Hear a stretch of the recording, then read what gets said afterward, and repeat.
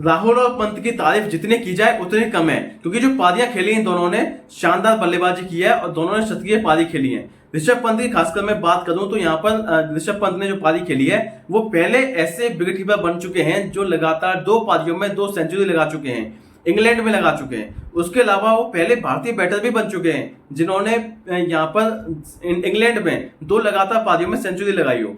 उसके अलावा एक और रिकॉर्ड उनके नाम हो चुका है और रिकॉर्ड ये है कि जिस तरीके से उन्होंने पारी खेली है, शतक लगाया है, वो ऐसे पहले यहाँ पर भारतीय बन चुके हैं। और यहाँ ओवरऑल वर्ल्ड की बात करें तो दूसरे नंबर पे हैं वो, जब इंग्लैंड में लगातार 2 पारियों में 2 सेंचुरी लगाई हो। तो ये अपने आप में बड़ा रिकॉर्ड है। ऋषभ पंत दर्शाते हैं कि देखिए मैं बल्लेबाजी कैसी कर सकता हूं, मुझे बल्लेबाजी करना दोनों तरीके से आता है। मुझे अग्रेसिव बैटिंग करनी भी आती है, मुझे डिफेंसिव बैटिंग करनी भी आती है। जिस तरीके वो 90s में पहुंच गए थे, 100 गेंदों का सामना किया था जब 90 पे पहुंच गए थे वो, लेकिन उसके बाद 10 रन लेने में 91 से लेकर 100 के बीच में उन्होंने जो बॉलें खेली हैं वो खेले हैं 29 गेंदें।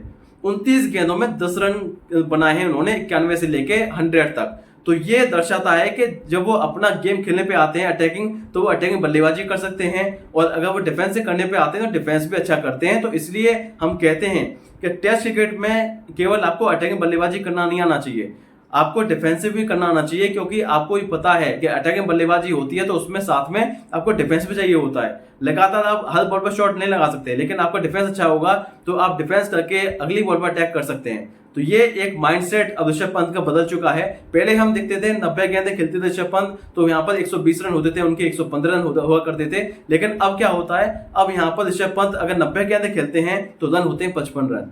तो ये अपने आप में दर्शाता है कि ऋषभ पंत ने अपने गेम को समझ लिया है कि हर समय अग्रेसिव होने से कोई जरूरी नहीं है। अगर हमें थोड़ा समय ले लूं तो समय लेने के बाद में सेट हो जाऊं, तो सेट होने के बाद में मैं अच्छी बल्लेबाजी कर सकता हूं, मैं अग्रेसिवनेस अपना दिखा सकता हूं। और ये उन्होंने खास बात दिखाई है इस बार इंग्लैंड टूर पे।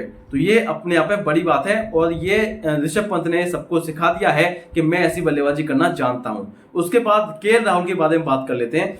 केएल राहुल ये ऐसा बल्लेबाज जिसका स्लॉट एकदम ऐसा नहीं है कि ओपनिंग पे ही आएगा, कभी ओपनिंग पे आया, नंबर 3 पे आया, नंबर 4, नंबर 5, नंबर 6, टेस्ट में हर तरीके से इनका प्रयोग हुआ है। लेकिन फाइनली जब उनको बीजीटी सीरीज में ओपनिंग करने का मौका मिला तो उसके बाद पीछे मुड़ के नहीं देखा, क्योंकि इसके बाद जिस तरीके से उन्होंने वो सीरीज खेली और लास्ट में अब ये इस सीरीज को देखिए तो पहली पारी में उन्होंने 42 रन बनाए और दूसरी पारी में बनाए 137 रन। तो ये अपने आप दर्शाता है कि यहाँ पर वो तैयार थे, बिल्कुल एक मौका मिले मुझे और मौके पर चौका मारने के लिए बिल्कुल तैयार थे। और तैयार ऐसे हुए कि शायद उन्होंने सोचा भी नहीं होगा कि मैं इतनी बढ़िया पारी खेल दूंगा। 137 की जो पारी उन्होंने खेली उसमें उनका दिखाया कि देखिए अगर आप सेंसिबल बैटिंग करेंगे तो आप तब भी रन बना सकते हैं। शुरुआत में वो भी अटैक किया, उन्होंने भी थोड़ा माइंडसेट उनका कल चेंज था। जब हम चौथे दिन की बात करते हैं कि शतक लगाया राहुल ने, लेकिन उससे पहले नींव जो रख दी थी ना वो तीसरे दिन ही रख दी थी उन्होंने। 47 रन जो उन्होंने बनाए थे वो 90 गेंदों बनाए थे। तो ये दर्शाता है कि वो उनमें अटैकिंग बल्लेबाजी क्षमता है और अग्रेसिवनेस वाली क्षमता है, दोनों क्षमताएं उनमें। जब दोनों क्षमता होती हैं तभी आप यहाँ टेस्ट क्रिकेट में सर्वाइव कर सकते हैं, अन्यथा आप नहीं कर पाएंगे। तो ये राहुल की जो पारी रही है इसकी तारीफ जितनी करें उतनी कम है, क्योंकि यहाँ पर उन्होंने 6 नहीं लगाया, उन्होंने अग्रेसिवनेस ज्यादा नहीं दिखाई, उन्होंने थोड़ा सा सेंसिबल बैटिंग की, मेच्योरिटी से बल्लेबाजी की, क्योंकि उनको पता था कि शायद यहाँ पर विकेट नहीं देना है। अगर विकेट आप दे देंगे तो टीम इंडिया पीछे हो जाती है मुकाबले में, लेकिन यहाँ पर विकेट नहीं फेंका उन्होंने। इसका फायदा ये मिला कि टीम इंडिया को जब वो आउट भी हुए तो काफी मजबूत स्थिति में पहुंचा दिया था, जहां से इंग्लैंड का वापसी करना मुश्किल हो गया था।